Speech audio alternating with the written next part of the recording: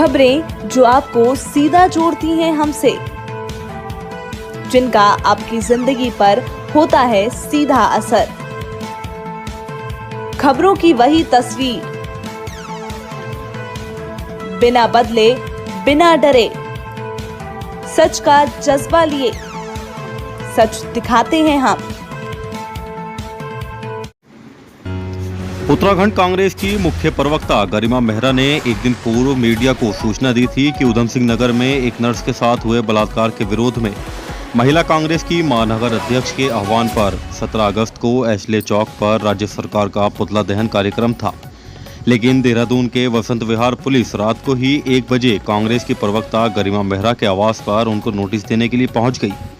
उत्तराखंड के डीजीपी को संबोधित शिकायती पत्र में गरिमा मेहरा ने कहा कि रात्रि 1 बजे उनके आवास पर नोटिस देने के लिए कुछ पुलिसकर्मी आए, जिसमें पुरुष पुलिसकर्मी ही शामिल थे, जिसकी शिकायत तुरंत ही एसएसपी देहरादून को की गई, जिसमें एसएसपी देहरादून ने उनको आश्वासन दिया कि कार्रवाई सुबह की जाएगी। इसके बाद वसंत विहार थाने की पुलिस सुबह 6:30 बजे गरिमा मेहरा के आवास पर पहुंच गई और उनका पुतला दहन के संबंध में नोटिस थमा दिया। उत्तराखंड कांग्रेस की प्रवक्ता को पुलिस द्वारा परेशान करने के संबंध में गरिमा मेहरा ने डीजीपी उत्तराखंड को शिकायती पत्र भेजा है। वहीं इस सब के बीच उत्तराखंड के पूर्व मुख्यमंत्री हरीश रावत गरिमा मेहरा के समर्थन में आए, तो वहीं उन्होंने सोशल मीडिया पर पोस्ट करते हुए लिखा, कांग्रेस की मुख्य प्रवक्ता एक सशक्त उत्तराखंडी आवाज जिसको प्रांतीय स्तर पर भी और राष्ट्रीय स्तर पर भी गंभीरता से सुना जाता है। नशे के खिलाफ यदि माँ बहनें प्रदर्शन नहीं करेंगी, सवाल को नहीं उठाएंगी, संघर्ष नहीं करेंगी, जन चेतना जागृत नहीं करेंगी तो कौन करेगा। और हमारे राज्य की पुलिस है कि ऐसे बयान के लिए गरिमा दसोनी को नोटिस दे रही है, मुकदमा करने की साजिश कर रही हैं। मैं गरिमा से कहना चाहता हूं कि पुलिस का ये नोटिस तुम्हारे लिए आभूषण है।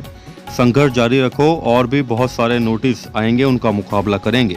उधम सिंह नगर में एक नर्स का बलात्कार हुआ है, उनका शव प्राप्त हुआ है। उस सिलसिले में जो पुतला दहन था राज्य सरकार का, वो विशुद्ध रूप से महिला कांग्रेस का प्रोग्राम था और महिला कांग्रेस का ही आह्वान था, उन्हीं का नेतृत्व था महानगर महिला कांग्रेस की हमारी अध्यक्षा का। हाँ, मीडिया विभाग उत्तराखंड कांग्रेस के मुख्य प्रवक्ता होने के नाते पत्रकार बंधुओं को सूचना प्रेषित करने का काम मैंने जरूर किया। न इसमें आह्वान मेरा था, न नेतृत्व मेरा था, न कार्यक्रम मेरा है।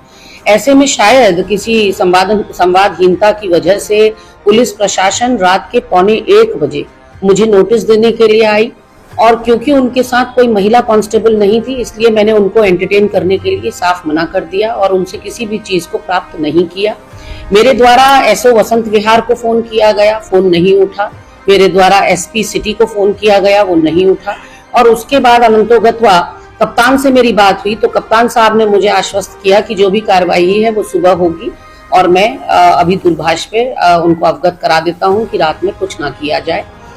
और सुबह तड़के 6:30 बजे 2 कांस्टेबल पुनः मेरे दरवाजे पे थे नोटिस देने के लिए और नोटिस में ये बात कही गई है कि पुतला दहन की कोई परमिशन नहीं ली गई है सक्षम अधिकारियों से और यदि पुतला दहन हुआ तो मेरे ऊपर विधिक कार्रवाई होगी। कार्रवाई किस बात की होगी ये समझ से परे है, क्योंकि मैंने पड़ताल की तो पता लगा कि पुतला दहन की आज तक कोई परमिशन नहीं ली गई है, ना ली जाती है।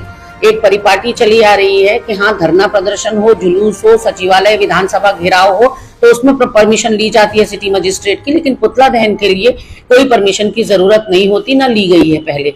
लेकिन अब बौखलाहट में इस तरह का कदम क्यों उठाया जा रहा है समझ से परे है। बहुत भले लोग थे, बहुत अच्छे लोग थे जो घर पर आए थे, वो भी अपनी ड्यूटी ही कर रहे थे, उनको शीर्ष अधिकारियों का कोई दबाव रहा होगा जो वो आए। लेकिन मेरा निवेदन है आला कमान से कि एक तो मैं 94 वर्ष के अपने बूढ़े ससुर जी के साथ और 80% शारीरिक विकलांग अपनी बेटी जो 23 वर्षीय है उसके साथ रहती हूँ। तो जब आप इस तरह से रात में आते हैं, आधी रात में आते हैं, तो पूरे परिवार में हड़कंप अलग मच जाता है और वो असहाय महसूस करते हैं। ये मानसिक पीड़ा का सवाल है जिससे मैं सारी रात गुजरी हूँ, क्योंकि नोटिस रात में मैंने पढ़ा नहीं तो पूरी रात इस कश्मकश में बीत गई कि आखिर ऐसा क्या अपराध मैंने किया है, क्योंकि कोई क्रिमिनल रिकॉर्ड मेरा है नहीं। और आधी रात को मुझे लगता है कि उठाने के लिए दुर्दांत अपराधियों को ही जाया जाता है। ऐसे में सुबह का इंतजार किया जाना चाहिए था। और ये पहली बार नहीं है कि मेरी सोसाइटी में इस तरह से मुझे बदनाम किया जा रहा हो। समाज का ध्यान भी ये पुलिस प्रशासन नहीं रख रहा है। 19 अप्रैल को यहाँ लोकसभा की वोटिंग थी उत्तराखंड की, और 18 अप्रैल की रात 8:30 बजे फिर पुलिस प्रशासन आधे घंटे तक मेरे घर में गश्त करता रहा, जिसकी सीसीटीवी फुटेज और शिकायत मेरे द्वारा माननीय मुख्यमंत्री जी से और माननीय कप्तान साहब से की गई, और दोनों के द्वारा मुझे ये आश्वस्त किया गया कि मामले की पड़ताल की जाएगी कि आखिर पुलिस क्यों भेजी गई। और ये मामला आज भी मेरे लिए मिस्ट्री है, राज है कि मेरे घर में 18 अप्रैल को पुलिस क्यों आई थी। ऐसे में पुनः उस वाक्य का दोहराया जाना और 1:15 बजे एक महिला के घर में बिना महिला कांस्टेबल के पुलिस का प्रशासन का आना, मुझे लगता है पुलिस की छवि के लिए भी बहुत खराब है, और इस तरह की चीजों से बचा जाना चाहिए।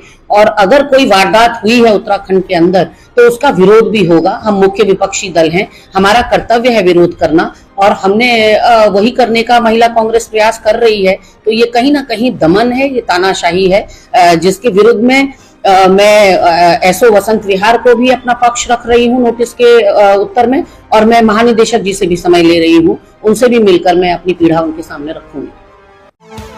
खबरें जो आपको सीधा जोड़ती हैं हमसे, जिनका आपकी जिंदगी पर होता है सीधा असर, खबरों की वही तस्वीर, बिना बदले बिना डरे, सच का जज्बा लिए सच दिखाते हैं हम।